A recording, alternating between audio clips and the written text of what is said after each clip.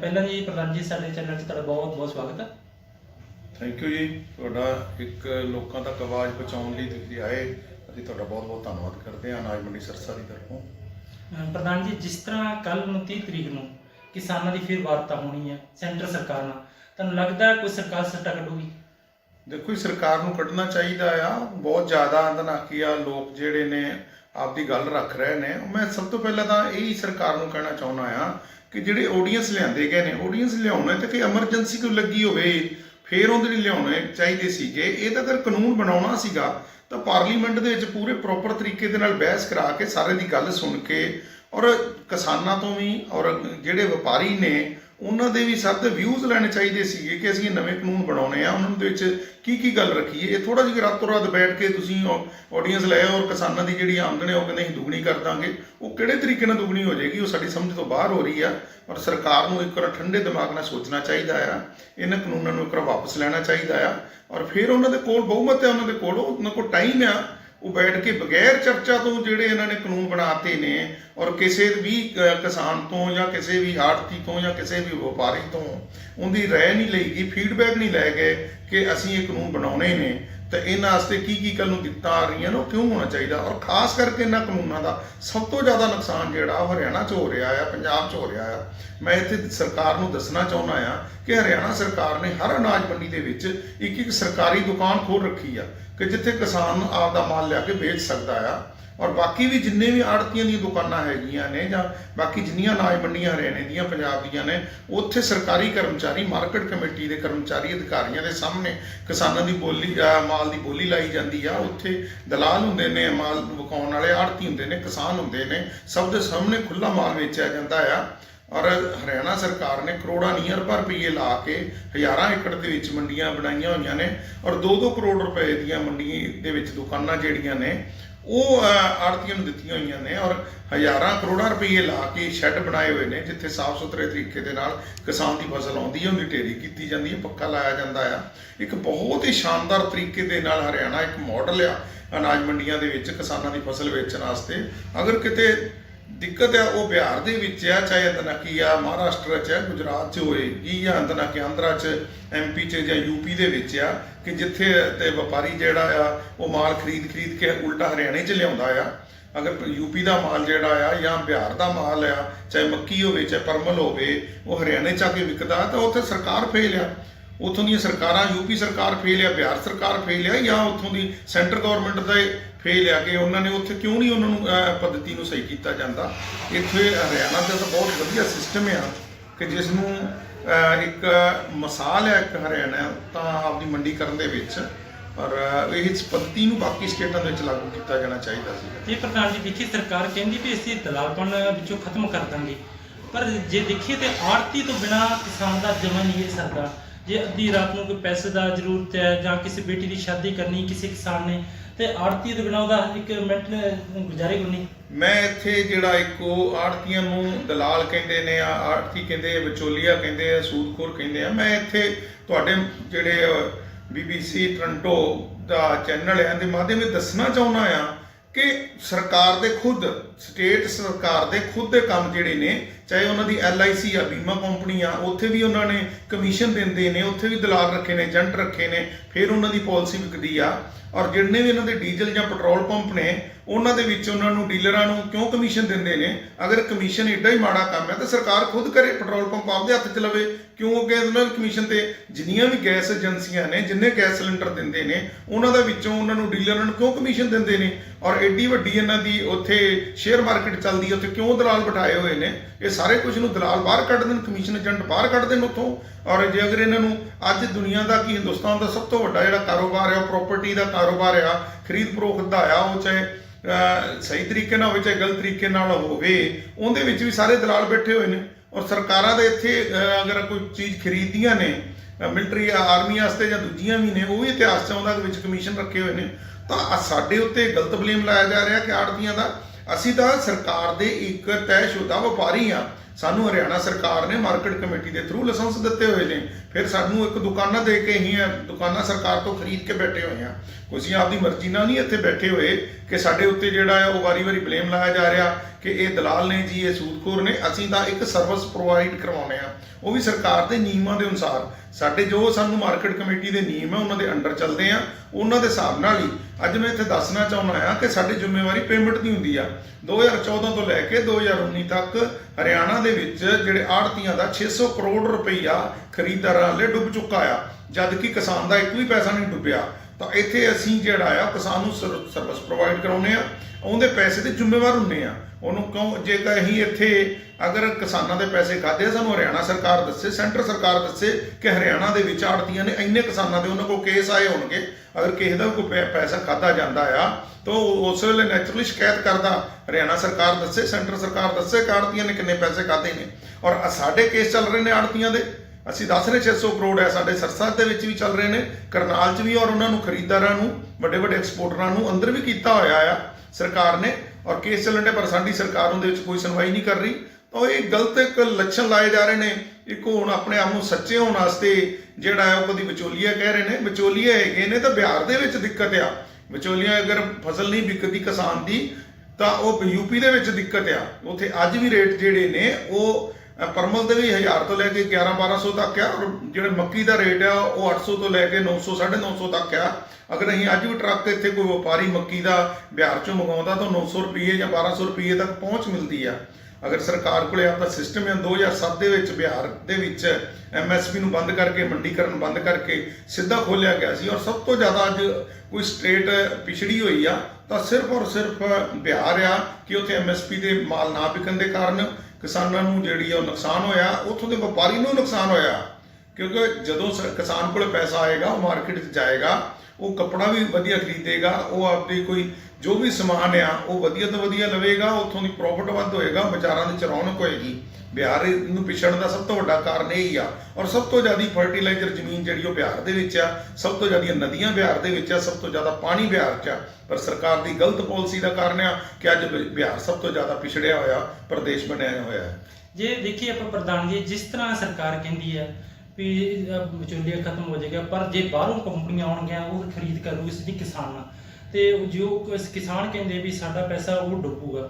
ਤੇ ਜੇ ਦੇਖੀਏ ਤੇ ਪਹਿਲਾਂ ਤੁਹਾਨੂੰ ਪਤਾ ਹੋਣਾ ਜੀ, ਜੇ ਆਪਾਂ ਸਰਸੇ ਦੀ ਗੱਲ ਕਰੀਏ, ਸਰਸੇ ਤੋਂ ਪਹਿਲਾਂ ਇੱਕ ਜੀਨ ਤੋਂ ਵਪਾਰੀ ਆਇਆ ਸੀ, ਕੁਝ ਜ਼ਿਮੀਂਦਾਰ ਦੇ ਲੈ ਕੇ 11-21 ਦੀ ਫਸਲ, ਤੇ ਉਹ ਮੁੜ ਕੇ ਫਰਾਰ ਹੋ ਗਿਆ ਸੀ। ਜੇ ਆਪਾਂ ਤਲਵਾੜਾ ਖੁਰਦ ਦੀ ਗੱਲ ਕਰੀਏ, ਤਲਵਾੜੇ ਦੇ ਵਿੱਚ ਵੀ ਇਸ ਤਰ੍ਹਾਂ ਹੋਇਆ। ਪਿੱਛੇ ਹੁਣ ਕਣਕ ਦੇ ਵਿੱਚ ਜੋ ਕਣਕ ਦੀ ਸਿੱਧੀ ਇੱਕ ਜ਼ਿਮੀਂਦਾਰ ਵਪਾਰੀ ਨੇ ਖਰੀਦੀ, ਉਹ ਤੋਂ ਬਾਅਦ 2-3 ਕਰੋੜ ਦੀ ਲੈ ਕੇ ਤੇ ਫਰਾਰ ਹੋ ਗਿਆ ਸੀ। ਮੈਂ ਇੱਥੇ ਦੱਸਣਾ ਚਾਹਾਂਗਾ ਕਿ ਕਿਸਾਨਾਂ ਤੋਂ ਅਗਰ ਸਿੱਧਾ ਪੈਸਾ ਲਿਆ ਜਾਏਗਾ, ਸਭ ਤੋਂ ਪਹਿਲਾਂ ਤਾਂ ਕਿਸਾਨ ਨੂੰ ਵਪਾਰੀ ਠੱਗੇਗਾ। ਜਦੋਂ ਕਿਸਾਨ ਇੱਕ ਅਨਾਜ ਮੰਡੀ ਦੇ ਵਿੱਚ ਲੈ ਕੇ ਆਉਂਦਾ, ਸਰਕਾਰੀ ਅਨਾਜ ਮੰਡੀ ਦੇ ਵਿੱਚ ਮਾਲ ਲੈ ਕੇ ਆਉਂਦਾ ਆ, ਉਸ ਦਾ ਮਾਲ ਨੂੰ ਖਰੀਦਣ ਵਾਸਤੇ ਇੱਥੇ ਕਈ 20-25 ਆੜ੍ਹਤੀ ਦੇ ਥਰੂ ਅੰਦਨਾਕੀ ਆ ਜਾਂ 20-25 ਵਪਾਰੀ ਜਿਹੜੇ ਖਰੀਦਦਾਰ ਨੇ ਉੱਥੇ ਆਉਂਦੇ ਨੇ, ਮਾਲ ਦੇਖਦੇ ਨੇ, ਔਰ ਉਹਦੇ ਵਿੱਚ ਦਲਾਲ ਹੁੰਦੇ ਨੇ, ਸਾਰੇ ਖਰੀਦਦਾਰ ਹੁੰਦੇ ਨੇ, ਕਿਸਾਨ ਇਕੱਠੇ ਹੋਏ ਹੁੰਦੇ ਨੇ। ਜਦੋਂ ਕਿਸੇ ਕਿਸਾਨ ਕੋਲੇ ਘਰੇ ਕੋਈ ਵਪਾਰੀ ਲੈਣ ਜਾਏਗਾ, ਉਹਦੇ ਚੋਂ 20 ਨੁਕਸ ਕੱਢੇਗਾ ਵੀ ਇਹ ਤੇਰੇ ਮਾਲ ਦੀ ਜਿਹੜੀ ਆ ਇਹ ਕੁਆਲਿਟੀ ਨਹੀਂ ਬਣੀ, ਇਹਦੀ ਲੈਂਥ ਨਹੀਂ ਬਣੀ, ਇਹ ਮਾਲ ਡੈਮੇਜ ਹੋ ਗਿਆ, ਇਹ ਮਾਲ ਹੀਟ ਹੋ ਗਿਆ, ਇਹ ਤਾਂ ਮਾਲ ਹੀ ਨਹੀਂ ਵਿਕੇਗਾ। ਉਹਨੂੰ ਦਿਮਾਗੀ ਤੌਰ ਤੇ ਇੰਨਾ ਪਰੇਸ਼ਾਨ ਕਰ ਦਿੱਤਾ ਜਾਏਗਾ, ਇੰਨਾ ਦਬਾ ਦਿੱਤਾ ਜਾਏਗਾ, ਉਹ ਕਹੇਗਾ ਠੀਕ ਹੈ ਤੁਸੀਂ ਜਿਹੜੇ ਮਰਜ਼ੀ ਰੇਟ ਦੇ ਉੱਤੇ ਜਿਹੜੀ ਆ ਉਹ ਸਾਡੀ ਫਸਲ ਲੈ ਸਕਦੇ ਜੇ। ਤਾਂ ਇਸ ਕਰਕੇ ਇਹ ਮੈਂ ਦੱਸਣਾ ਚਾਹੁੰਦਾ ਆ ਕਿ ਘਰਾਂ ਦੇ ਵਿੱਚ ਰੇਟ ਨਹੀਂ ਮਿਲਣਗੇ ਜਿੰਨਾ ਚਿਰ ਕੋਈ ਵੀ ਉਹਨਾਂ ਨੂੰ ਦੱਸਣ ਵਾਲਾ। ਅੱਜ ਸਰਸਾ ਅਨਾਜ ਮੰਡੀ ਦੀ ਮੈਂ ਗੱਲ ਕਰਦਾ ਕਿ ਸਵੇਰੇ ਜਿਵੇਂ ਹੀ ਪਹਿਲੀ ਢੇਰੀ ਮਾਲ ਦੀ ਵਿਕਦੀ ਆ, ਉਸੇ ਟਾਈਮ ਹੀ ਸਾਡੇ ਜਿਹੜੇ ਦਲਾਲ ਨੇ ਜਾਂ ਸਾਡੇ ਜਿਹੜੇ ਖਰੀਦਦਾਰ ਨੇ ਉਸੇ ਟਾਈਮ ਰੇਟ WhatsApp ਤੇ ਗਰੁੱਪ ਬਣੇ ਹੋਏ ਨੇ, ਉਸੇ ਟਾਈਮ ਰੇਟ ਪਾ ਦਿੰਦੇ ਨੇ ਕਿ ਫਲਾਣੀ ਦੁਕਾਨ ਤੇ ਜਿਹੜੀ ਆ 1401 ਦੀ ਢੇਰੀ ਆਈ ਆ, ਅੱਜ 3240 ਰੁਪਏ ਵਿਕੀ ਆ, ਅੱਜ 3400 ਰੁਪਏ ਵਿਕੀ ਆ। ਇਮੀਡੀਏਟ ਸਾਰੇ ਗਰੁੱਪ ਬਣੇ ਨੇ, ਸਭ ਨੂੰ ਪਤਾ ਚੱਲ ਜਾਂਦਾ ਕਿ ਅੱਜ ਦੇ ਭਾਅ ਜਿਹੜੇ ਉਹ ਕੀ ਨਿਕਲੇ ਹੋਏ ਨੇ। ਉਸੇ ਵੇਲੇ ਮਾਰਕੀਟ ਕਮੇਟੀ ਤੋਂ ਪਤਾ ਕਰ ਲਿਆ ਜਾਂਦਾ ਫੋਨ ਕਰਕੇ। ਔਰ ਜਦੋਂ ਘਰਾਂ ਦੇ ਵਿੱਚ ਜਾਣਗੇ ਔਰ ਉਦੋਂ ਉਹਨਾਂ ਤੋਂ ਕੀ ਸਿਸਟਮ ਬਣੇਗਾ ਕਿ ਉਹਨਾਂ ਤੋਂ ਠੱਗਿਆ ਜਾਏਗਾ, ਫਿਰ ਉਹਨਾਂ ਦੀ ਪੇਮੈਂਟ ਦੇ ਵਾਸਤੇ ਬਹਾਨੇ ਬਣਾਏ ਜਾਣਗੇ। ਅੱਜ ਵੀ ਬਹੁਤ ਜਦੋਂ ਸਾਡੇ ਆੜ੍ਹਤੀਆਂ ਦੇ ਪੈਸੇ ਇੰਨੇ ਡੁੱਬ ਰਹੇ ਨੇ, ਸਰਸਾ ਅਨਾਜ ਮੰਡੀ ਦੇ ਲਗਾਤਾਰ ਪੈਸੇ ਡੁੱਬ ਰਹੇ ਨੇ ਇੱਥੋਂ ਦੇ, ਔਰ ਕਿਸਾਨ ਵਿਚਾਰਾ ਕੀ ਕਰੇਗਾ। ਕਰੀ ਵਾਲਾ ਪਿੰਡ ਆ, ਉੱਥੇ ਇੱਕ ਵਪਾਰੀ ਦਾ 2 ਕਰੋੜ ਰੁਪਈਆ ਉਹਨੇ ਦੇਣਾ ਆ, ਔਰ ਉਹ ਪਿਛਲੇ 3-4 ਸਾਲਾਂ ਤੋਂ ਉਹਨਾਂ ਨੂੰ ਲਾਰੇ ਲੱਪੇ ਲਾ ਰਿਹਾ, ਉਹ ਪੇਮੈਂਟ ਨਹੀਂ ਦੇ ਰਿਹਾ, ਤਾਂ ਕਿਸਾਨ ਠੱਗੇ ਜਾਣਗੇ। ਔਰ ਦੂਜੀ ਇਹਨਾਂ ਨੇ ਜਿਹੜੀ ਕਹਿਤੀ ਕਿ SDM ਕੋਰਟ ਦੇ ਵਿੱਚ ਪੇਸ਼ ਹੋ, ਤੁਸੀਂ ਕਚਹਿਰੀ ਦੇ ਵਿੱਚ ਅਦਾਲਤ 'ਚ ਨਹੀਂ ਜਾ ਸਕਦੇ, ਉਹ ਤਾਂ ਬਹੁਤ ਹੀ ਜ਼ਿਆਦਾ ਗਲਤ ਤਰੀਕੇ ਨਾਲ ਕਹਿ ਦਿੱਤਾ।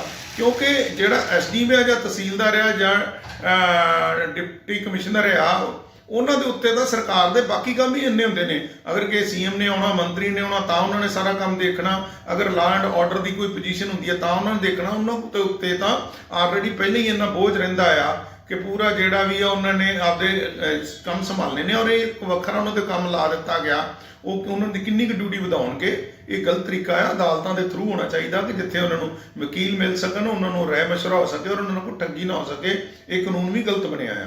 ਸਰਦਾਰ ਹਰਦੀਪ ਸਿੰਘ ਜੀ, ਆਪਾਂ ਜਿਸ ਤਰ੍ਹਾਂ ਇਨਕਮ ਟੈਕਸ ਦੇ ਛਾਪੇਮਾਰੀ ਆੜ੍ਹਤੀਆਂ ਤੇ ਹੋ ਰਹੀ ਹੈ ਨਾ, ਉਹਦੇ ਬਾਰੇ ਜੇ ਚਰਚਾ ਕਰ ਲਈਏ ਤੇ ਪਿੱਛੇ ਪੰਜਾਬ ਤੋਂ ਸ਼ੁਰੂਆਤ ਹੋਈ ਜਿਸ ਤਰ੍ਹਾਂ ਤੇ ਹੁਣ ਕਿਸਾਨਾਂ ਨੇ ਪਿੱਛੇ ਇਸ ਚੀਜ਼ ਦੇ ਉੱਤੇ ਰੋਡ ਮੁਜ਼ਾਹਰੇ ਵੀ ਕੀਤੇ ਹੋਏ ਆ। ਪੰਜਾਬ 'ਚ ਵੀ, ਹਰਿਆਣਾ ਦੇ ਜੇ ਆਪਾਂ ਇਲਾਹਾਬਾਦ ਦੇਖੀਏ, ਇਲਾਹਾਬਾਦ 'ਚ ਵੀ ਛਾਪੇਮਾਰੀ ਹੋਈ ਹੈ ਤੇ ਕਹਿੰਦੇ ਵੀ ਇਹ ਆੜ੍ਹਤੀਆਂ ਨੂੰ ਤੰਗ ਪਰੇਸ਼ਾਨ ਕਰਨ ਦੇ ਕਾਰਨ ਛਾਪੇਮਾਰੀ ਹੋ ਰਹੀ, ਕਿਉਂਕਿ ਜਿਹੜੇ ਆੜ੍ਹਤੀ ਐਸੋਸੀਏਸ਼ਨ ਇਹਨਾਂ ਨੇ ਸਮਰਥਨ ਕਿਸਾਨਾਂ ਨੂੰ ਕਰਿਆ ਹੈ। ਨਹੀਂ, ਇਹ ਮੈਂ ਦੱਸਣਾ ਚਾਹਾਂਗਾ ਕਿ ਕਿਸਾਨਾਂ ਤੋਂ ਵੀ ਪਹਿਲਾਂ ਅਸੀਂ ਆੜ੍ਹਤੀਆਂ ਨੇ ਜਿਹੜਾ ਆ ਉਹ ਇਸ ਕਾਨੂੰਨ ਦਾ ਵਿਰੋਧ ਕੀਤਾ ਸੀਗਾ, ਕਿਉਂਕਿ ਉਹਨਾਂ ਨੇ ਦੋ ਤਰੀਕੇ ਦੇ ਇਹਨੂੰ ਖਰੀਦਣ ਦੇ ਤਰੀਕੇ ਰੱਖ ਦਿੱਤੇ। ਅਗਰ ਅਨਾਜ ਮੰਡੀਆਂ ਦੇ ਅੰਦਰ ਮਾਲ ਵਿਕੇਗਾ ਤਾਂ ਉਹਨਾਂ ਦੇ ਉੱਤੇ ਮਾਰਕੀਟ ਕਮੇਟੀ ਦਾ ਵੀ ਲੱਗੇਗੀ, ਉਹਨਾਂ ਦੇ ਬਾਕੀ ਟੈਕਸ ਵੀ ਲੱਗਣਗੇ। ਔਰ ਅਗਰ ਉਹ ਵਪਾਰੀ ਮਾਲ ਨੂੰ ਹੋਈ ਹੈ ਤੇ ਕਹਿੰਦੇ ਵੀ ਇਹ ਆੜ੍ਹਤੀਆਂ ਨੂੰ ਤੰਗ ਪਰੇਸ਼ਾਨ ਕਰਨ ਦੇ ਕਾਰਨ ਛਾਪੇਮਾਰੀ ਹੋ ਰਹੀ, ਕਿਉਂਕਿ ਜਿਹੜੇ ਆੜ੍ਹਤੀ ਐਸੋਸੀਏਸ਼ਨ ਇਹਨਾਂ ਨੇ ਸਮਰਥਨ ਕਿਸਾਨਾਂ ਨੂੰ ਕਰਿਆ ਹੈ। ਨਹੀਂ, ਇਹ ਮੈਂ ਦੱਸਣਾ ਚਾਹਾਂਗਾ ਕਿ ਕਿਸਾਨਾਂ ਤੋਂ ਵੀ ਪਹਿਲਾਂ ਅਸੀਂ ਆੜ੍ਹਤੀਆਂ ਨੇ ਜਿਹੜਾ ਆ ਉਹ ਇਸ ਕਾਨੂੰਨ ਦਾ ਵਿਰੋਧ ਕੀਤਾ ਸੀਗਾ, ਕਿਉਂਕਿ ਉਹਨਾਂ ਨੇ ਦੋ ਤਰੀਕੇ ਦੇ ਇਹਨੂੰ ਖਰੀਦਣ ਦੇ ਤਰੀਕੇ ਰੱਖ ਦਿੱਤੇ। ਅਗਰ ਅਨਾਜ ਮੰਡੀਆਂ ਦੇ ਅੰਦਰ ਮਾਲ ਵਿਕੇਗਾ ਤਾਂ ਉਹਨਾਂ ਦੇ ਉੱਤੇ ਮਾਰਕੀਟ ਕਮੇਟੀ ਦਾ ਵੀ ਲੱਗੇਗੀ, ਉਹਨਾਂ ਦੇ ਬਾਕੀ ਟੈਕਸ ਵੀ ਲੱਗਣਗੇ। ਔਰ ਅਗਰ ਉਹ ਵਪਾਰੀ ਮਾਲ ਨੂੰ ਬਾਹਰ ਖਰੀਦੇਗਾ ਉਹਦੇ ਤੇ ਕੋਈ ਟੈਕਸ ਨਹੀਂ ਲੱਗੇਗਾ। ਅਗਰ ਦੋ ਤਰੀਕੇ ਦੀ ਟੈਕਸ ਦੀ ਪ੍ਰਣਾਲੀ ਲੱਗੇਗੀ ਤਾਂ ਨੈਚੁਰਲੀ ਕੁਦਰਤੀ ਤੌਰ ਤੇ ਹੀ ਅੰਦਰ ਆ ਕੇ ਅਨਾਜ ਮੰਡੀਆਂ ਜਿਹੜੀਆਂ ਨੇ ਉਹਨਾਂ 'ਚ ਕੋਈ ਮਾਲ ਨਹੀਂ ਆਏਗਾ, ਉਹ ਮੰਡੀਆਂ ਬਰਬਾਦ ਹੋ ਜਾਣਗੀਆਂ। ਜਦੋਂ ਮੰਡੀਆਂ ਉੱਜੜ ਜਾਣਗੀਆਂ, ਬਰਬਾਦ ਹੋ ਜਾਣਗੀਆਂ, ਉਸ ਤੋਂ ਬਾਅਦ ਵਪਾਰੀ ਦੀ ਆਪਦੀ ਮਰਜ਼ੀ ਹੋਗੀ ਉਹ ਕਿਸਾਨਾਂ ਨੂੰ ਕੀ ਰੇਟ ਦੇਵੇਗਾ। ਹੁਣ ਤਾਂ ਇੱਥੇ ਬਹਾਨੇ ਨੇ ਔਰ ਕੰਪੀਟੀਸ਼ਨ ਆ ਔਰ ਸਾਰੇ ਆੜ੍ਹਤੀਆਂ ਦੇ ਕੋਲ ਰੇਟ ਹੁੰਦੇ ਨੇ। ਇੱਥੇ ਸਰਕਾਰ ਦੀ ਔਰ ਜਿਹੜੀ ਆ ਨਾਲ ਸਹਾਇਤਾ ਮਿਲਦੀ ਆ, ਇਸ ਕਰਕੇ ਇੱਥੇ ਵਪਾਰੀ ਪੂਰਾ ਰੇਟ ਦਿੰਦਾ ਆ। ਐਮਐਸਪੀ ਦੇ ਉੱਤੇ ਮਾਲ ਵਿਕਦਾ ਆ ਜਦੋਂ, ਉਦੋਂ ਵੀ ਇੱਥੇ ਮਾਲ ਸਹੀ ਵਿਕਦਾ। ਜਦੋਂ ਘਰਾਂ ਦੇ ਵਿੱਚ ਜਾਣਗੇ ਉਹ ਉੱਤੋਂ ਤਾਂ ਸਰਕਾਰ ਕਹਿੰਦੀ ਅਸੀਂ ਐਮਐਸਪੀ ਰੱਖਾਂਗੇ, ਘਰਾਂ 'ਚ ਕਿਵੇਂ ਐਮਐਸਪੀ ਹੋ ਜਾਏਗੀ, ਉਹਦਾ ਕੀ ਰਿਕਾਰਡ ਰਹੇਗਾ, ਉਹ ਸਾਡੀ ਸਮਝ ਤੋਂ ਬਾਹਰ ਹੋ ਰਿਹਾ ਆ। ਔਰ ਇਹਨਾਂ ਨੂੰ ਘਰਾਂ 'ਚ ਜਾ ਕੇ ਠੱਗਿਆ ਜਾਏਗਾ ਕਿਸਾਨਾਂ ਨੂੰ, ਔਰ ਉਹਨਾਂ ਨੂੰ ਵਾਰੀ-ਵਾਰੀ ਪੈਸੇ ਦੀ ਬਹੁਤ ਜ਼ਿਆਦਾ ਦਿੱਕਤ ਆਏਗੀ। ਉਹਨਾਂ ਨੂੰ ਚੈੱਕ ਦੇ ਦਿੱਤੇ ਜਾਣਗੇ, ਉਹ ਚੈੱਕ ਕੱਲ੍ਹ ਨੂੰ ਕਲੀਅਰ ਨਹੀਂ ਹੋਣਗੇ, ਕਦੀ ਉਹਨਾਂ ਦੇ ਸਾਈਨ ਨਹੀਂ ਮਿਲਣਗੇ। ਕਿਉਂਕਿ ਜਿਹੜਾ ਵੀ ਆ ਸਾਰੇ ਵਪਾਰੀ, ਮੈਂ ਨਹੀਂ ਕਹਿੰਦਾ ਜਿਹੜੇ ਵੀ ਖਰੀਦਦਾਰ ਉਹ ਠੱਗ ਹੋਣਗੇ, ਪਰ ਜਦ ਇੱਥੇ ਕੋਈ ਲੂਜ ਪੋਲ ਹੁੰਦੇ ਨੇ ਉੱਥੇ ਨਾਲ ਦੀ ਨਾਲ ਠੱਗ ਵੀ ਇੰਟਰ ਕਰ ਜਾਂਦੇ ਨੇ। ਔਰ ਅੱਜ ਵੀ ਇਹਦਾ ਨਾ ਕੀ ਆ, ਸਰਕਾਰ ਤੋਂ ਠੱਗਣ ਦੇ ਤਰੀਕੇ ਵੀ ਨੇ। ਸਾਡੀਆਂ ਮੰਡੀਆਂ ਦੇ ਵਿੱਚ ਜਾਲੀ ਜਿਹੜੇ ਨੇ ਉਹ ਕਈ ਥਾਂ ਦੇ ਲੋਕਾਂ ਨੇ ਬਿੱਲ ਕੱਟੇ ਨੇ, ਉਹਨਾਂ ਦੀਆਂ ਰੇਡਾਂ ਹੋ ਰਹੀਆਂ ਨੇ। ਜਦੋਂ ਉੱਥੇ ਤਰੀਕੇ ਹੋ ਰਹੇ ਨੇ ਔਰ ਸਾਡੇ ਪੈਸੇ ਪਹਿਲੇ ਡੁੱਬ ਰਹੇ ਆੜ੍ਹਤੀਆਂ ਦੇ, ਕਿਸਾਨਾਂ ਦਾ ਕਿਉਂ ਨਹੀਂ ਡੁੱਬੇਗਾ? ਕਿਸਾਨਾਂ ਦਾ ਪੈਸਾ ਵੀ ਬਹੁਤ ਡੁੱਬੇਗਾ। ਦੇਖੋ ਜੀ, ਖੁੱਲ੍ਹੇ ਦੇ ਵਿੱਚ ਜਿਹੜੇ ਉੱਥੇ ਕਿਸਾਨ ਬੈਠੇ ਨੇ ਔਰ ਜਾ ਰਹੇ ਨੇ, ਉਹਦੇ 'ਚ ਉੱਥੇ ਸਰਦੀ ਦੇ ਕਾਰਨ ਵੀ ਮੌਤਾਂ ਹੋ ਰਹੀਆਂ ਔਰ ਕਈ ਵਾਰ ਉੱਥੇ ਜਿਹੜਾ ਆ ਹੋਰ ਵੀ ਕਾਰਨ ਹੋ ਜਾਂਦਾ ਕਿ ਉਹਨਾਂ ਨੂੰ ਪੂਰੀ ਫੈਸਿਲਿਟੀ, ਮੈਡੀਕਲ ਫੈਸਿਲਿਟੀ ਨਹੀਂ ਮਿਲਦੀ, ਜਿੰਦਾ ਕਰਕੇ ਕਿਸਾਨਾਂ ਦੀ ਉੱਥੇ ਸ਼ਹੀਦ ਹੋ ਰਹੇ ਨੇ, ਮ੍ਰਿਤੂ ਹੋ ਰਹੀ ਆ। ਉਹ ਬੜੀ ਦੁਖਦਾਈ ਆ। ਔਰ ਉਹਦੇ ਲਈ ਮੈਂ ਸਰਕਾਰ ਨੂੰ ਕਹਿਣਾ ਚਾਹਾਂਗਾ ਕਿ ਇਹਦਾ ਜਲਦੀ ਤੋਂ ਜਲਦੀ ਹੱਲ ਕੀਤਾ ਜਾਵੇ। ਕੋਈ ਬਹੁਤ ਵੱਡਾ ਲੰਬਾ ਚੌੜਾ ਕੰਮ ਨਹੀਂ ਹੈ, ਇਸ ਨੂੰ ਦਿਖਾਇਆ ਜਾ ਰਿਹਾ ਜਿਸ ਤਰੀਕੇ ਦੇ ਨਾਲ। ਔਰ ਦੂਜਾ, ਇੱਥੇ ਕੁਝ ਮੰਤਰੀ ਔਰ ਕੁਝ ਜਿਹੜੇ ਨੇਤਾ ਲੋਕ ਨੇ, ਸਰਕਾਰ ਦੇ ਅਫਸਰ ਨੇ, ਉਹ ਇਹ ਕਹਿ ਰਹੇ ਨੇ ਕਿ ਉੱਥੇ ਤਾਂ ਕਿਸਾਨ ਬੈਠੇ ਹੀ ਨਹੀਂ ਜੀ, ਉੱਥੇ ਤਾਂ ਬੈਠੇ ਹੀ ਦੂਜੇ ਨੇ ਜੀ। ਉਹਦਾ ਨਾ ਕਿ ਉੱਥੇ ਫੰਡਿੰਗ ਹੋ ਰਹੀ ਹੈ ਜੀ, ਉੱਥੇ ਬੜਾ ਜੀਨਾ ਪਾ ਕੇ ਲੋਕ ਫਿਰਦੇ ਨੇ ਜੀ। ਔਰ ਕਿਸਾਨ ਦੇਖੋ ਜੀ, ਅਗਰ ਕੁਛ ਇਹ ਜਿਹੜੇ ਹਰਿਆਣਾ ਦਾ ਕਿਸਾਨ ਹੈ ਜਾਂ ਪੰਜਾਬ ਦਾ ਕਿਸਾਨ ਹੈ, ਉਹ ਖੁਸ਼ਹਾਲ ਕਿਸਾਨ ਆ, ਇੱਕ ਮਿਹਨਤੀ ਕਿਸਾਨ ਆ। ਔਰ ਉਹ ਜੀਨ ਪਾਉਣੀ ਕੀ ਆ ਉਹਨਾਂ ਨੂੰ? ਜਿਹੜਾ ਵੀ ਕਿਸਾਨ ਹੈ ਉਹ ਜੀਨ ਕਿਉਂ ਨਹੀਂ ਪਾ ਸਕਦਾ? ਉਹ ਜਿਹੜਾ ਖਾਲੀ, ਕਿਉਂਕਿ ਜਿਹੜੇ ਸਾਡੇ ਨੇਤਾ ਨੇ ਚਾਹੁੰਦੇ ਨੇ ਕਿ ਉਹ ਖਾਲੀ ਨੰਗੇ ਪੈਰੀ ਹੋਵੇ ਜਾਂ ਚੱਪਲਾਂ ਪਾ ਕੇ ਔਰ ਪਾਟੇ ਹੋਏ ਕੱਪੜੇ ਪਾ ਕੇ ਫਿਰੇ ਹੈ, ਇਹੋ ਹੀ ਚਾਹੁੰਦੇ ਨੇ। ਕਿਉਂਕਿ ਇਹਨਾਂ ਨੇ ਬਿਹਾਰ ਦੇ ਵਿੱਚ ਜੋ ਇਹ ਪੋਜੀਸ਼ਨ ਬਣਾ ਰੱਖੀ ਆ, ਇਹ ਚਾਹੁੰਦੇ ਹੀ ਨਹੀਂ ਕਹਿੰਦਾ ਨਾ ਕਿ ਕਿਸਾਨ ਸਾਡਾ ਖੁਸ਼ਹਾਲ ਹੋਵੇ, ਕਿਸਾਨ ਸਾਡਾ ਵੱਡਾ ਹੋਵੇ। ਅੱਜ ਇੱਕ ਜਿਹੜਾ ਕਿਸਾਨ ਆ ਉਹ ਦੀਨ ਵੀ ਪਾ ਸਕਦਾ, ਉਹ ਉੱਪਰ ਵੀ ਜਾ ਸਕਦਾ ਆ। ਮੈਂ ਤੇ ਦੱਸਣਾ ਚਾਹੁੰਦਾ ਆ ਕਿ ਜਿਹੜਾ ਅੰਬਾਨੀ ਗਰੁੱਪ ਆ, ਉਹ ਕੱਲ ਕੀ ਸੀਗਾ? ਇੱਕ ਪੈਟਰੋਲ ਪੰਪ ਦੇ ਉੱਤੇ ਤੇਲ ਪਾਉਂਦਾ ਨੁਮਾਇੰਦਾ ਕਰਿੰਦਾ ਜਿਹੜਾ ਆ, ਅੱਜ ਜਿਹੜੀਆਂ ਰਿਫਾਈਨਰੀਆਂ ਦਾ ਮਾਲਕ ਬਣ ਗਿਆ ਆ। ਕੀ ਉਸ ਦੀ ਬੈਕਗਰਾਊਂਡ ਹੈ ਜਿਹੜੀ ਆ ਕਿ ਅੱਜ ਤੋਂ 35-40 ਸਾਲ ਪਿੱਛੇ ਜਾ ਕੇ ਦੇਖਿਆ ਜਾਵੇ ਅੰਬਾਨੀ ਗਰੁੱਪ ਦੀ ਕੀ ਤਨਾਕੀ ਬੈਕਗ੍ਰਾਉਂਡ ਆ। ਔਰ ਦੂਜੀ ਮੈਂ ਦੱਸਣਾ ਚਾਹੁੰਦਾ ਕਿ ਅਡਾਨੀ ਗਰੁੱਪ ਆ ਇਕੱਲੇ ਕਲਰਕ ਸੀਗਾ, ਉਸ ਦੀ ਕੀ ਆ, ਕਿਹੜਾ ਉਹ ਤਨਾਕੀ ਆ, ਬਹੁਤ ਵੱਡਾ ਤਨਾਕੀ ਆ ਆਇਆ ਗਰੁੱਪ ਦੇ ਵਿੱਚੋਂ। ਅੱਜ ਅਸੀਂ ਠੀਕ ਇੱਜ਼ਤ ਕਰਦੇ ਹਾਂ ਕਿ ਟਾਟਾ ਗਰੁੱਪ ਆ, ਕਿ ਉਹ ਪੁਰਾਣੇ ਜਿਹੜੇ ਨੇ ਉਹਨਾਂ ਨੇ ਬੜੇ ਸਹੀ ਤਰੀਕੇ ਦੇ ਨਾਲ ਚੱਲੇ ਨੇ, ਉਹਨਾਂ ਨੇ ਤਨਾਕੀਆਂ ਕਮਾਏ ਨੇ, ਪਰ ਇਹ ਤਾਂ ਕੱਲ ਪੈਦਾ ਹੋਏ ਨੇ ਔਰ ਇਹ ਜੀਨਾ ਪਾਉਣ ਤੋਂ ਦੱਸੀ ਜਾਂਦੇ ਜੀ ਜੀਨਾ ਪੈ ਰਹੀਆਂ ਨੇ। ਔਰ ਦੂਜੀ ਗੱਲ ਹੈ ਜਿਹੜੀ ਕਿ ਉੱਥੇ ਫੰਡਿੰਗ ਆ ਲੰਗਰ ਦੀ ਆ, ਉੱਥੇ ਕੋਈ ਵੱਖਰੇ ਇੱਥੇ ਏਸੀ ਹਾਲ ਨਹੀਂ ਬਣ ਗਏ, ਉੱਥੇ ਸਿਰਫ ਇੱਕ ਲੰਗਰ ਚੱਲ ਰਿਹਾ ਆ। ਔਰ ਲੰਗਰ ਦੇ ਵਿੱਚ ਜਿਹੜਾ ਆ ਉਹ ਬਾਬੇ ਨਾਨਕ ਨੇ ਅੱਜ ਤੋਂ 550 ਸਾਲ ਪਹਿਲੇ ਹੀ ਕਿ ਜਿਹੜਾ 20 ਰੁਪਈਆਂ ਤੋਂ ਲੰਗਰ ਚਲਾਇਆ ਸੀਗਾ ਔਰ ਲੋਕਾਂ ਨੂੰ ਇੱਕ ਸਾਡੇ ਸਮਾਜ ਨੂੰ ਨਵੀਂ ਸੇਧ ਦਿੱਤੀ ਸੀ ਕਿ ਜ਼ਰੂਰਤਮੰਦ ਨੂੰ ਤੁਹਾਨੂੰ ਖਾਣਾ ਖਵਾਉਣਾ ਚਾਹੀਦਾ। ਮੈਂ ਇੱਥੇ ਵੀ ਦੱਸਣਾ ਚਾਹਾਂਗਾ ਕਿ ਮਹਾਰਾਜਾ ਅਗਰਸੈਨ ਨੇ ਇੱਕ ਨਵੀਂ ਸੇਧ ਦਿੱਤੀ ਸੀਗੀ ਆਪਦੇ ਸਮਾਜ ਦੇ ਵਿੱਚ ਕਿ ਜਿਹੜਾ ਗਰੀਬ ਹੈ ਉਹਨਾਂ ਦੇ ਉੱਥੇ ਉਹਨੂੰ ਇੱਕ ਇੱਟ ਦਿੱਤੀ ਜਾਏਗੀ ਔਰ 1 ਰੁਪਈਆ ਦਿੱਤਾ ਜਾਏਗਾ।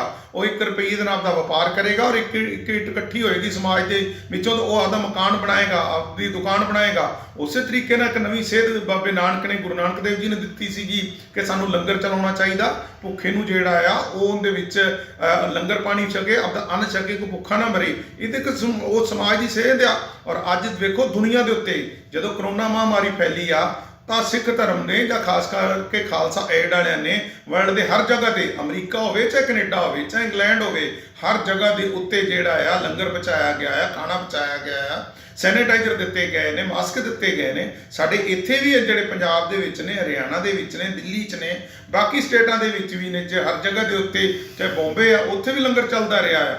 ਉਦੋਂ ਤਾਂ ਇਹਨਾਂ ਨੂੰ ਕੋਈ ਨਾ ਫੰਡਿੰਗ ਦਾ ਪੁੱਛਿਆ ਕਿਸੇ ਨੇ। ਅੱਜ ਇਹਨਾਂ ਨੂੰ ਬਿਨਾਂ ਮਤਲਬ ਤੋਂ ਉਹਨਾਂ ਨੂੰ ਡਾਊਨ ਕਰਨ ਵਾਸਤੇ ਕਿ ਇਹ ਲੋਕ ਅੱਗੇ ਚੱਲੇ ਨੇ, ਇਹਨੂੰ ਫੇਲ ਕਰਨ ਵਾਸਤੇ ਫੰਡਿੰਗ ਦਾ ਬਹਾਨਾ ਆ ਜਾਂ ਕੱਪੜਿਆਂ ਦਾ ਬਹਾਨਾ ਹੈ। ਇੱਕ ਥਾਂ ਦੀ ਛੋਟੀ, ਮੈਂ ਉੱਥੋਂ ਦੀਆਂ ਖੁਦ ਸਾਨੂੰ ਜਾ ਕੇ ਦੇਖਣ ਦਾ ਮੌਕਾ ਮਿਲਿਆ ਕਿ ਲੋਕ ਸੜਕਾਂ ਤੇ ਬੈਠੇ ਨੇ ਔਰ ਖਾਲੀ ਇੰਤਨਾਕੀ ਟਾਟਾਂ ਦੇ ਉੱਤੇ ਸੌਂ ਰਹੇ ਨੇ। ਕੋਈ ਉਹ ਪਿਕਚਰਾਂ ਨਹੀਂ ਦਿਖਾਈਆਂ ਜਾ ਰਹੀਆਂ, ਸਿਰਫ ਜਿਹੜੇ ਠੀਕ ਆ ਕਿ ਲੋਕ ਸਮਰੱਥ ਵੀ ਲੋਕ ਨੇ ਉੱਥੇ ਔਰ ਪਿੱਛੋਂ ਲੋਕ ਦੇ ਵੀ ਰਹੇ। ਲੰਗਰ ਪਹਿਲੇ ਤੋਂ ਹੀ ਚੱਲਿਆ ਆ ਰਿਹਾ। ਪਿੰਡਾਂ ਦੇ ਵਿੱਚੋਂ ਜਿਹੜਾ ਆ ਉਹ 1-1 ਮਣ 2-2 ਮਣ ਦਾਣੇ ਇਕੱਠੇ ਕੀਤੇ ਜਾਂਦੇ, ਰਸਤਾਂ ਇਕੱਠੀਆਂ ਕਰਕੇ ਲੰਗਰ ਚਲਾਏ ਜਾਂਦੇ ਨੇ। ਇਹ ਸਾਡੇ ਗੁਰੂ ਨਾਨਕ ਦੇਵ ਜੀ ਦਿੱਤੀ ਹੋਈ ਦੇਣ ਆ ਔਰ ਜਿਹੜੀ ਜਿਹਨੂੰ ਸਾਰੀ ਦੁਨੀਆ ਮੰਨਦੀ ਆ, ਉਹਦੇ ਉੱਤੇ ਇੱਕ ਲੱਛਣ ਲਾਉਣਾ ਕਿ ਫੰਡਿੰਗ ਹੋ ਰਹੀ ਆ ਬਾਹਰੋਂ, ਕੋਈ ਤਰੀਕੇ ਦੀ ਤਨਾਕੀ ਆ ਇੱਕ ਵੱਖਰੀ ਹੋਣ ਦੀ ਦਿੱਤੀ ਜਾ ਰਹੀ ਆ। ਮੈਂ ਨਾਮ ਨਹੀਂ ਲੈਣਾ ਚਾਹਾਂਗਾ ਇਹਨਾਂ ਦੇ ਕਿ ਘਟੀਆ ਲਫ਼ਜ਼ ਯੂਜ਼ ਕੀਤੇ ਜਾ ਰਹੇ ਨੇ, ਉਹ ਨਹੀਂ ਹੋਣੇ ਚਾਹੀਦੇ। ਇਹ ਤਾਂ ਇੱਕ ਸਮਾਜ ਦੀ ਤੌਰ ਤਰੀਕਾ ਆ। ਉੱਥੇ ਜਾ ਰਹੇ ਨੇ, ਉਹਨਾਂ ਦਾ ਕੋਈ ਵੱਖਰੀ ਉਹਨਾਂ ਦੇ ਪਹਿਰਾਵੇ ਦੇ ਉੱਤੇ ਜਿਹੜੀਆਂ ਉਹ ਗੱਡੀਆਂ ਫੋਰਚੂਨਰ ਲੈ ਕੇ ਜਾ ਰਹੇ ਨੇ, ਉਹਦੇ 'ਚ ਕੀ ਦਿੱਕਤ ਹੈ ਅਗਰ ਫੋਰਚੂਨਰ ਲੈ ਕੇ ਜਾ ਰਹੇ ਨੇ? ਇੱਕ ਕੱਲ ਤੇਲ ਪਾਉਣ ਵਾਲਾ ਪੈਟਰੋਲ ਪੰਪ ਤੇ ਉਹਦੇ ਬੱਚੇ ਅੱਜ ਦੁਨੀਆ ਦੇ ਉੱਤੇ ਜਿਹੜੇ ਅਮੀਰ ਨਾਮ ਹਿੰਦੁਸਤਾਨ ਦੇ ਪਹਿਲੇ ਅਮੀਰ ਦੀ ਗਿਣਤੀ 'ਚ ਆਉਂਦੇ ਨੇ, ਉਹਨਾਂ ਦੇ ਉੱਤੇ ਕਿਉਂ ਨਹੀਂ ਇਤਨਾ ਕੀ ਉਹਨਾਂ ਦੀ ਇਨਕੁਆਰੀਆਂ ਹੁੰਦੀਆਂ? ਉਹਨਾਂ ਦੇ ਉੱਤੇ ਕਿਉਂ ਨਹੀਂ ਦੇਖਿਆ ਜਾ ਰਿਹਾ? ਅੱਜ ਇੱਕ ਜਿਹੜੇ ਅਫਸਰ ਆ ਉਹਨਾਂ ਦੇ ਕੋਲੇ ਏਡੇ ਵੱਡੇ ਜਿਹੜੇ ਆ ਆਈਲੈਂਡ ਖਰੀਦੇ ਹੋਏ ਨੇ ਉਹਨਾਂ ਨੇ, ਉਹਨਾਂ ਦੀਆਂ ਕਿਉਂ ਨਹੀਂ ਇਨਕੁਆਰੀਆਂ ਹੁੰਦੀਆਂ? ਕਿਸਾਨ ਦੇ ਉੱਤੇ ਕਿਉਂ ਖਾਮਖਾ ਦੱਸਿਆ ਜਾ ਰਿਹਾ? ਔਰ ਮੈਂ ਇੱਥੇ ਦੂਜਾ ਇਹ ਦੱਸਣਾ ਚਾਹੁੰਦਾ ਹਾਂ ਕਿ ਕਿਸਾਨਾਂ ਦੇ ਪ੍ਰਤੀ ਨਾ ਤਾਂ ਅਫਸਰਾਂ ਨੂੰ ਕੋਈ ਹਮਦਰਦੀ ਆ ਨਾ ਸਰਕਾਰ ਨੂੰ। ਅੱਜ ਸਾਡੇ ਹਰਿਆਣਾ ਦੇ ਵਿੱਚ ਜਿਹੜੀ ਟਿਊਬਲਾਂ ਦੇ ਉੱਤੇ ਬਿਜਲੀ ਦਿੱਤੀ ਜਾਂਦੀ ਆ ਉਹ ਰਾਤ ਨੂੰ 10 ਵਜੇ ਤੋਂ ਲੈ ਕੇ ਸਵੇਰੇ 5 ਵਜੇ ਤੱਕ ਦਿੱਤੀ ਜਾਂਦੀ ਆ। ਕਿਉਂ ਜੀ? ਅੱਜ ਮਾਈਨਸ ਤੱਕ ਟੈਂਪਰੇਚਰ ਪਹੁੰਚਿਆ ਜਾਂ 1 ਜਾਂ 2 ਡਿਗਰੀ ਟੈਂਪਰੇਚਰ ਹੈ, ਸ਼ੀਤ ਲਹਿਰ ਚੱਲਦੀ ਆ, ਕੋਰਾ ਜੰਮਦਾ ਆ। ਕਿਸਾਨ ਨੂੰ ਦਿਨੇ ਲਾਈਟ ਨਹੀਂ ਦਿੱਤੀ ਜਾਂਦੀ। ਅਗਰ ਲਾਈਟ ਦੇਣੀ ਆ ਤਾਂ ਉਹਨਾਂ ਨੂੰ ਰਾਤ ਨੂੰ ਦੇਣੀ ਆ, ਉਹ ਕਾਰਖਾਨੇ ਵਾਲਿਆਂ ਨੂੰ ਦਿਓ ਕਿ ਜਿਨ੍ਹਾਂ ਨੇ ਅੰਦਰ ਬੈਠ ਕੇ ਉਹਨਾਂ ਦੇ ਕੋਲੇ ਉੱਥੇ ਵੱਡੇ ਜਿਹੜੇ ਗੋਦਾਮ ਨੇ, ਉੱਥੇ ਸਿਸਟਮ ਨੇ, ਉਹਨਾਂ ਨੇ ਆਫਿਸ ਬਹਿ ਕੇ ਚਲਾਉਣਾ ਹੁੰਦਾ, ਉਹਨਾਂ ਨੂੰ ਰਾਤ ਨੂੰ ਲਾਈਟ ਦਿਓ। ਕਿਸਾਨ ਗਰੀਬ ਨੂੰ ਰਾਤ ਨੂੰ ਉੱਥੇ ਪਾਲੇ ਦੇ ਵਿੱਚ ਮਾਰਿਆ ਜਾਂਦਾ ਆ। ਕਿਸਾਨਾਂ ਦੇ ਪ੍ਰਤੀ ਸਰਕਾਰ ਨੂੰ ਕੋਈ ਹਮਦਰਦੀ ਨਹੀਂ ਹੈਗੀ, ਕੋਈ ਇਹਦਾ ਨਾ ਕਿ ਉੱਤੋਂ ਪਖੰਡ ਕਰਦੀ ਆ। ਇਹਨਾਂ ਨੂੰ ਜਦੋਂ ਇਹ ਆਪੋਜੀਸ਼ਨ 'ਚ ਹੁੰਦੇ ਨੇ ਲੀਡਰ, ਉਦੋਂ ਕਿਸਾਨ ਦਿਸਦੇ ਨੇ, ਜਦੋਂ ਸਰਕਾਰ 'ਚ ਆ ਜਾਂਦੇ ਨੇ ਉਦੋਂ ਇਹਨਾਂ ਨੂੰ ਜਿਹੜੇ ਆ ਉਹ ਕੋਆਪਰੇਟਿਵ ਘਰਾਣੇ ਦਿਸਣ ਲੱਗ ਜਾਂਦੇ ਨੇ, ਉਦੋਂ ਇਹਨਾਂ ਨੂੰ ਬਾਕੀ ਸਿਸਟਮ ਦਿਸਣ ਲੱਗ ਜਾਂਦਾ। ਅੱਜ ਬਾਹਰਲੇ ਦੇਸ਼ਾਂ ਦੀ ਜਦੋਂ ਗੱਲ ਕਰਦੇ ਨੇ ਕਿ ਅਸੀਂ ਇਹਨੂੰ ਇਸ ਸਿਸਟਮ ਕਰਦੇ ਆ, ਡੀਜ਼ਲ ਨੂੰ ਕਿਉਂ ਨਹੀਂ ਸੈਟਲ ਕਰਦੇ? ਅੱਜ ਜਿਹੜਾ ਮਰਸਡੀ ਦੇ ਉੱਤੇ 40 ਲੱਖ ਦੀ ਮਰਸਡੀ ਲੈ ਕੇ ਚੱਲਦਾ, ਉਸ ਨੂੰ ਵੀ 75 ਰੁਪਏ ਲੀਟਰ ਤੇਲ ਆ। ਔਰ ਕਿਸਾਨ ਇੱਕ ਟਰਾਲੀ ਟਰੈਕਟਰ ਦੇ ਵਿੱਚ ਖੇਤ 'ਚ ਕੰਮ ਕਰਨਾ, ਉਹਨੂੰ 75 ਰੁਪਏ ਲੀਟਰ ਤੇਲ ਆ। ਅਗਰ ਇੱਕ ਕੋਈ ਟਰੱਕ ਟਰਾਂਸਪੋਰਟਰ ਵਾਲਾ, ਉਹਨੂੰ 75 ਰੁਪਏ ਤੇਲ ਆ। ਤਾਂ ਕਿਉਂ ਨਹੀਂ ਇਹਦੀਆਂ ਦੋ ਕੈਟਾਗਰੀ? ਬਾਹਰਲੇ ਦੇਸ਼ਾਂ ਦੇ ਵਿੱਚ ਜਦੋਂ ਦੋ ਕੈਟਾਗਰੀਆਂ ਕੀਤੀਆਂ ਗਈਆਂ, ਕਿਉਂ ਨਹੀਂ ਕਿਸਾਨ ਨੂੰ ਅੰਦਰ ਕੀ ਘੱਟ ਰੇਟ ਦੇ ਉੱਤੇ ਦਿੱਤਾ ਜਾਂਦਾ? ਅਗਰ ਇਹ ਸਬਸਿਡੀ ਦੀ ਗੱਲ ਕਰਦੇ ਨੇ, ਉਹਦੇ ਵਿੱਚ ਅੰਦਰ ਕੀ ਪਹਿਲੇ ਮੀਡੀਓਕਰ ਜਿਹੜੇ ਨੇ ਉਹ ਡਬਲ ਰੇਟ ਕਰ ਦਿੱਤੇ ਜਾਂਦੇ ਨੇ, ਕਿਉਂ ਨਹੀਂ ਕਿਸਾਨ ਨੂੰ ਸਿੱਧੀ ਉਹਦੇ ਉੱਤੇ ਸਬਸਿਡੀ ਦਿੱਤੀ ਜਾਂਦੀ? ਕਿਉਂ ਕਿਸਾਨ ਆਪਦੀ ਮਰਜ਼ੀ ਨਾਲ ਜਿੱਥੋਂ ਮਰਜ਼ੀ ਉਹਨੂੰ ਖਰੀਦੇ? ਉਹ ਸਿਸਟਮ ਹੋਣੇ ਚਾਹੀਦੇ ਨੇ। ਸਰਕਾਰ ਇਹ ਨਹੀਂ ਕਰਨਾ ਚਾਹੁੰਦੀ। ਬਿਨਾਂ ਮਤਲਬ ਤੋਂ ਜਿਹੜਾ ਆ ਉਹ ਕਿਸਾਨ ਨੂੰ ਪਰੇਸ਼ਾਨ ਕੀਤਾ ਜਾ ਰਿਹਾ। ਔਰ ਆਉਣ ਵਾਲਾ ਟਾਈਮ ਜਿਹੜਾ ਆ ਉਹ ਕਿਸਾਨ ਜਾਗਰੂਕ ਹੋ ਗਿਆ ਆ। ਚਾਹੇ ਉਹ ਕਿਸਾਨ ਬਿਹਾਰ ਦਾ ਹੋਵੇ, ਚਾਹੇ ਮੱਧ ਪ੍ਰਦੇਸ਼ ਦਾ ਹੋਵੇ, ਚਾਹੇ ਮਹਾਰਾਸ਼ਟਰ ਦਾ ਹੋਵੇ, ਚਾਹੇ ਪੰਜਾਬ ਦਾ ਹੋਵੇ, ਹਰਿਆਣੇ ਦਾ ਹੋਵੇ, ਰਾਜਸਥਾਨ ਦਾ, ਹਰ ਕਿਸਾਨ ਜਾਗਰੂਕ ਹੋ ਗਿਆ ਆ। ਔਰ ਆਉਣ ਵਾਲੀ ਸਰਕਾਰ ਨੂੰ ਸਾਨੂੰ ਸਾਡੇ ਹੱਕ ਦੇਣੇ ਪੈਣਗੇ। ਹੁਣ ਮੈਂ ਇੱਥੇ ਦੱਸਣਾ ਚਾਹੁੰਦਾ ਆ ਕਿ ਸਾਡਾ ਜਿਹੜਾ ਪਿਛਲੇ 14 ਤੋਂ ਲੈ ਕੇ 2019 ਤੱਕ ਦੀ ਕਿਸਾਨਾਂ ਨੇ ਆਤਮ ਹੱਤਿਆ ਦੇ ਆંકੜੇ ਆਉਂਦੇ ਨੇ, ਉਹ 10,000 ਤੋਂ ਲੈ ਕੇ 13,000 ਸਾਲ ਦਾ ਆંકੜਾ ਆਉਂਦਾ ਆ। ਔਰ ਸਭ ਤੋਂ ਦੁਖਦਾਈ ਗੱਲ ਇਹ ਆ ਕਿ ਮਹਾਰਾਸ਼ਟਰ ਜਿਹੜਾ ਸਾਡਾ ਪ੍ਰਦੇਸ਼ ਆ, ਉੱਥੇ 35 ਤੋਂ ਲੈ ਕੇ 37% ਕਿਸਾਨ ਆਤਮ ਹੱਤਿਆ ਕਰਦੇ ਨੇ, ਔਰ ਸਭ ਤੋਂ ਘੱਟ ਹਰਿਆਣਾ ਔਰ ਪੰਜਾਬ ਦੇ ਕਰਦੇ ਨੇ। ਹਰਿਆਣਾ ਪੰਜਾਬ ਦੇ ਘੱਟ ਕਿਉਂ ਕਰਦੇ? ਇੱਥੇ ਮੰਡੀਕਰਨ ਸਿਸਟਮ ਬਹੁਤ ਵਧੀਆ ਬਣਿਆ ਹੋਇਆ ਆ, ਔਰ ਉਹਨਾਂ ਦੀ ਜਗ੍ਹਾ ਦੇ ਉੱਤੇ ਜਿਹੜਾ ਮੰਡੀਕਰਨ ਸਿਸਟਮ ਨਹੀਂ ਬਣਿਆ ਹੋਇਆ, ਉਹਨਾਂ ਨੂੰ ਇਹਨਾਂ ਨੂੰ ਸਹੀ ਕਰਨਾ ਚਾਹੀਦਾ ਆ। ਔਰ ਇਹ ਜਿਹੜੀ ਵਾਰੀ ਕਮਿਸ਼ਨ ਏਜੰਟ ਬਾਹਰ ਕੱਢਣ ਦੀ ਜਾਂ ਦਲਾਲ ਦੀ ਜਾਂ ਉਹਨਾਂ ਨੂੰ ਸੂਦਖੋਰ ਕਹੇ ਜਾ ਰਹੇ ਨੇ, ਸਰਕਾਰ ਆਪਦੇ ਬਾਕੀ ਕੰਮਾਂ ਨੂੰ ਬੰਦ ਕਰੇ। ਸਰਕਾਰ ਅੱਜ ਤੋਂ ਕੁਝ 30-35 ਸਾਲ ਪਹਿਲੇ ਗੰਨੇ ਦੇ ਵਿੱਚ ਵੀ ਜਿਹੜਾ ਅਸੀਂ ਕਮਿਸ਼ਨ ਦੇ ਤਰੀਕੇ ਨਾਲ ਵੇਚਿਆ ਜਾਂਦਾ ਸੀ, ਉਦੋਂ ਕਿਸਾਨ ਨੂੰ ਪੈਸਾ ਮਿਲਦਾ ਸੀ। ਅੱਜ 2-2 4-4 ਸਾਲ ਪੈਸਾ ਨਹੀਂ ਮਿਲ ਰਿਹਾ। ਤਾਂ ਮੈਂ ਇੱਥੇ ਦੱਸਣਾ ਚਾਹੁੰਦਾ ਹਾਂ ਕਿ ਕਮਿਸ਼ਨ ਵਾਲਾ ਕੋਈ ਗਲਤ ਨਹੀਂ, ਸਰਵਿਸ ਪ੍ਰੋਵਾਈਡ ਕਰਵਾਈ ਜਾਂਦੀ ਆ। ਇਹ ਸਰਕਾਰ ਆਪਣੇ ਆਪ ਨੂੰ ਸੱਚਾ ਹੋਣ ਦੀ ਖਾਤਰ ਕਾਨੂੰਨ ਜਿਹੜੇ ਵਾਰੀ ਆੜਤੀਆਂ ਦੇ ਉੱਤੇ, ਵਾਰੀ ਕਿਸਾਨਾਂ ਦੇ ਉੱਤੇ ਗਲਤ ਤਰ੍ਹਾਂ ਕੀ ਐਲੀਗੇਸ਼ਨ ਲਾ ਰਹੀ ਆ। ਠੀਕ ਹੈ, ਇਹ ਸੀ ਸਰਦਾਰ ਹਰਦੀਪ ਸਿੰਘ ਸਕਾਰੀਆ ਜਿਨ੍ਹਾਂ ਸਾਡੇ ਨਾਲ ਗੱਲਬਾਤ ਕੀਤੀ ਸਾਰੇ ਵਿਸ਼ੇ ਤੇ। ਇਹਨਾਂ ਕਿਹਾ ਵੀ ਜਿਹੜੇ ਆੜਤੀਏ ਇਹ ਕਿਸੇ ਦਾ ਪੈਸਾ ਮਾਰਦੇ ਨਹੀਂ, ਕਿਸਾਨ ਤੇ ਆੜਤੀਏ ਦਾ ਇੱਕ 9 ਮਾਸ ਦਾ ਰਿਸ਼ਤਾ ਆ। ਨਾ ਕਿਸਾਨ ਦਾ ਆੜਤੀ ਬਣ ਸਕਦਾ, ਨਾ ਕਿ ਆੜਤੀਏ ਦਾ ਕਿਸਾਨ ਬਿਨਾਂ। ਇਸ ਤਰ੍ਹਾਂ ਹੀ ਜਿਹੜੇ ਦਿੱਲੀ ਦੇ ਵਿੱਚ ਕਿਸਾਨ ਪ੍ਰੋਟੈਸਟ ਕਰ ਰਹੇ ਨੇ ਤੇ ਉਹਨਾਂ ਦਾ ਸਰਕਾਰ ਨੂੰ ਜਲਦੀ ਤੋਂ ਜਲਦੀ ਹੱਲ ਕਰਨਾ ਚਾਹੀਦਾ, ਤਾਂ ਕਿ ਠੰਡ ਬਹੁਤ ਪੈਂਦੀ ਹੈ ਉੱਥੇ ਰੋਜ਼ ਇੱਕ ਅੱਧੇ ਕਿਸਾਨ ਸ਼ਹੀਦੀ ਪਾ ਰਿਹਾ ਹੈ। ਤੇ ਰੋਡ ਦੇ ਜਿਸ ਤਰ੍ਹਾਂ ਕਿਸਾਨ ਜਾਂਦੇ ਆ, ਐਕਸੀਡੈਂਟ ਹਾਦਸੇ ਵੀ ਹੋ ਰਹੇ ਕਿਉਂਕਿ ਜ਼ਿਆਦਾ ਟ੍ਰੈਫਿਕ ਟਰਾਲੀਆਂ ਵਗੈਰਾ ਜਾ ਰਹੀ ਹੈ। ਤੇ ਜਿੰਨਾ ਵੀ ਜਲਦੀ ਹੋ ਸਕੇ ਕਿਸਾਨਾਂ ਦਾ ਉੱਥੇ ਹੱਲ ਕਰਕੇ ਸਰਕਾਰ ਨੂੰ ਉਹਨੂੰ ਖੁਸ਼ੀ ਘਰ ਕਰਨਾ ਚਾਹੀਦਾ, ਕਿਸਾਨਾਂ ਦੀ ਮੰਗਾਂ ਮੰਨ ਲੈਣ ਚਾਹੀਦੀਆਂ। ਕੈਮਰਾਮੈਨ ਗਰਜਾ ਸਿੰਘ ਦੇ ਨਾਲ ਰਿਪੋਰਟਰ ਗਿਆਨ ਸਿੰਘ ਸਿਰਸਾ।